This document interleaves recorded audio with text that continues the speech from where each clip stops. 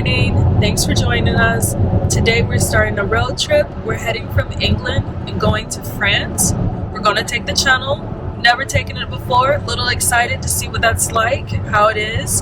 Do we get out the car? Do we stay in the car? While I had some trepidation about Eurotunnel, this was also our first time traveling to France. We've gone through passport control.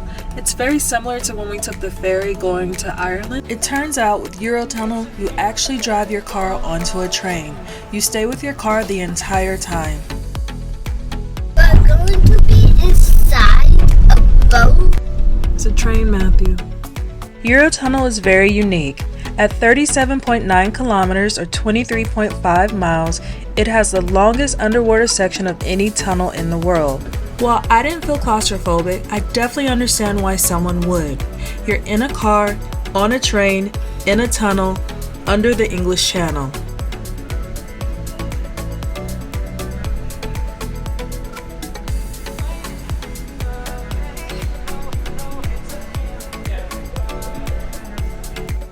As a safety measure, please open some routes and keep your windows open halfway throughout the crossing. We would like to remind you that for safety reasons... Since it took 3 hours to drive to the departure terminal, we all fell asleep on the ride over.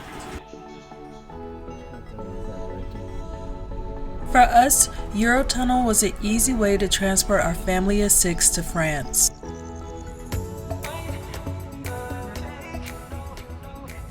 Wonderful day. It's Mac with 9B4M, the Family Adventures, and we're on an adventure.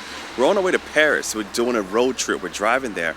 But en route to Paris, we stopped because I saw a beautiful cathedral off in the distance, and I said I have to go check it out. So now we're in the town of Amiens. I think I said that right. French names are kind of hard.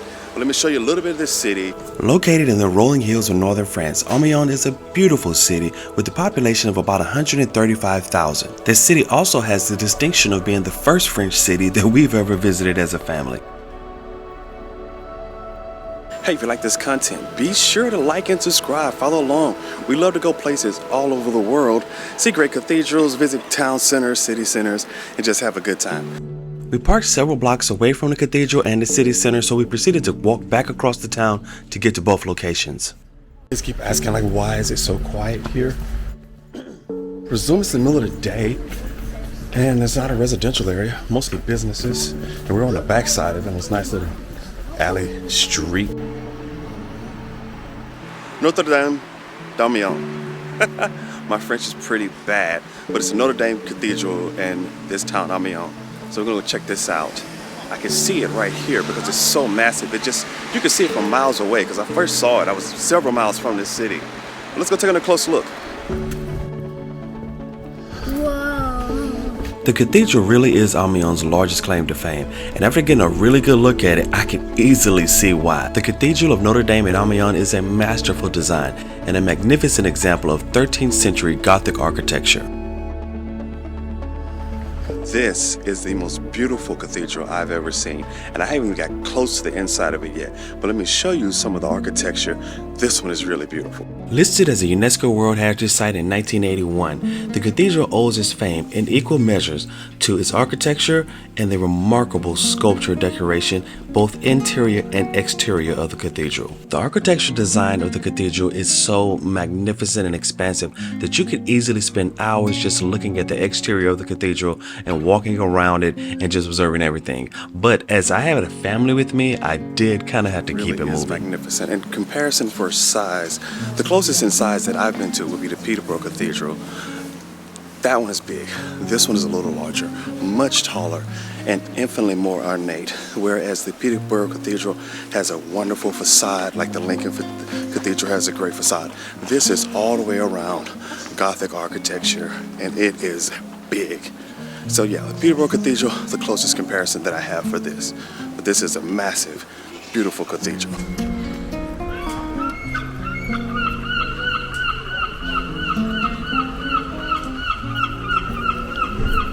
We started on the back side, and I just walked around to the front side of the cathedral, And oh my gosh, this is next level. Let me show you this cathedral.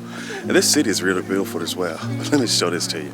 Built between the year 1220 and 1270, it is remarkable that the Amiens Cathedral could be completed in approximately 50 years. Construction of the west facade, seen here, began around the year 1220, but wasn't completed until the end of the Middle Ages. It is remarkable to think that craftsmen could have spent and did spend their entire lives working on and crafting and building one building. I'm so fascinated by Gothic architecture. The era actually ended before the United States was even founded. So as an American, for me to truly experience Gothic architecture, I have to travel to Europe. Oh, after doing a wonderful outside tour of the cathedral, let's take a quick look inside and see what it looks like on the inside. If it is ornate on the inside as it is on the outside, I would be very impressed. After visiting multiple cathedrals in multiple countries, you do begin to get a sense of generally what they're going to look like before you even go in. You have an idea, and this one matches up with what that perspective is. But at the same time, there's just something about it that is a little extra. The lines are sharper, the colors are cleaner, it is a little more ornate. It begins to become very clear why this particular cathedral was selected to be a UNESCO World Heritage Site.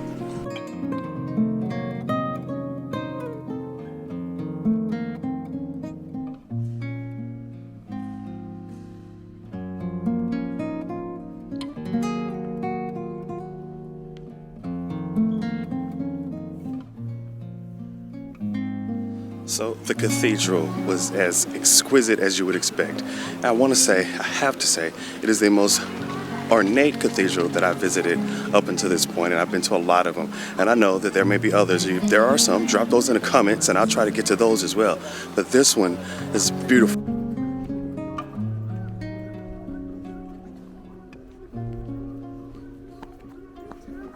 Now that we've seen the cathedral, let's see what else is in this city. Let's see what else we can check out. It looks like a really nice French city, and let's spend a little bit of time here before we head on to Paris.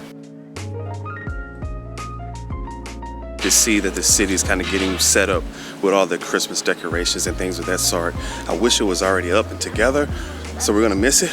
But it looks like it's going to be really nice whenever they get this completed. Since moving to the UK, attending Christmas markets has been one of our favorite activities. We've gone to the Christmas market in Birmingham, Bristol, Lincoln, and others. So we really want to see the ones in France. So far, France is going really good. I'm impressed. I really love that they're setting up the Christmas market, but I hate that we won't be here to see it. One of my main reasons for coming to France was to see the Christmas markets and see what all we could buy here. So I'm gonna miss that, but I can tell it's gonna be nice. Noted in other city centers, this one is pretty quiet, but that's not a big deal. It's the middle of the day, it's around 2 p.m. So people at work, I presume it would get a little livelier, maybe over in the afternoon. But right now, it's just a great vibe out here. Kids have been asking for French pastries, so let's drop into a pastry shop real quick. Few countries have done as good a job of marketing their wares and marketing themselves as France has. And of course, French pastries are renowned globally for their texture, their taste, and their unique Frenchness. Okay, so we picked up some French pastries. We're gonna have those for after lunch. We're still looking for a nice cafe to go to. The first place wasn't serving dinner yet. They were just kind of still serving breads. And we're looking for some place to go sit down and have a nice lunch. After checking about 5 or 6 cafes or restaurants, we finally found a place that was open and we were able to order a really delectable meal. Voilà, bon appétit. Merci. Finished a phenomenal lunch. That was a lot of great food. The kids had a pizza. I was actually pizza du jour, which is pizza today. They had bacon on that. That was really good for them. Blair had a pasta, and I got a pork and a cream sauce with some potatoes. And then we finished it off with a nice cappuccino. I'm telling you, that was a great meal.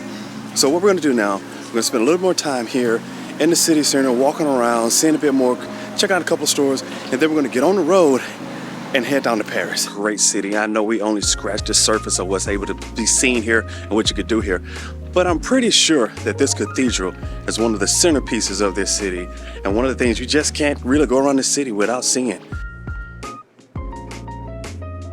Part of this experience has been navigating a French city with my limited French. So most people we run into speak a little bit of English and I speak a little bit of French, and we've been able to make it work so far. We have been really blessed as a family on our international travels to really stop over at some really great places. Amiens was a great city and we really enjoyed stopping over for a few hours to spend some time there. I would highly recommend it if I go back to Paris. Rather, when I go back to Paris, I may stop over again, or we may pick another city to just go in and enjoy. This is another way to expand your experience. Don't always just go to the city that you're aiming for. Make it a travel trip, stop by, go to other places, and really expand your experiences. Amiens is a great little French city. If you get the opportunity, drop by. And hey, if you like this content, be sure to like and subscribe. So until next time, guys, take care.